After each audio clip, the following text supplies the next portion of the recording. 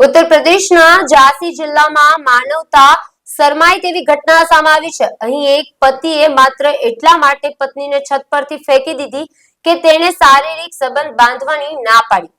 આ ઘટના મોરાનીપુર કોતવાલી વિસ્તારના સ્યારીવરી ગામની પીડિત મહિલાનું નામ તીજા છે, જેણે વર્ષ 2022માં મુકેશ અહીરવાલ સાથે લવ મેરેજ કર્યા હતા। લગ્નના શરૂઆતના દિવસો સારી રીતે પસાર થયા હતા, પરંતુ થોડા સમય બાદ બંને વચ્ચે અણબનાવ શરૂ થયો। તીજાએ પોલીસને જણાવ્યું કે તેનો પતિ વારંવાર ઘરમાં ઝઘડો કરતો અને મારપીટ કરતો। કાલે પણ તેને તેના સાથે બળજબરીથી સંબંધ બાંધ્યો હતો। આજે જ્યારે ફરીથી બળજબરી કરવાનો પ્રયાસ કર્યો ત્યારે તેણીએ ઇનકાર કર્યો। ગુસ્સે ભરાયેલો મુકેશે પત્નીને ઘરની છત પરથી લઈ જઈ અને ધક્કો મારી દીધો।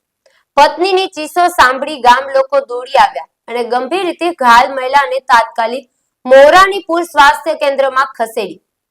પ્રાથમિક સારવાર બાદ તીજાએ ઝાંસી મેડિકલ કોલેજમાં રેફર કરવામાં આવી છે।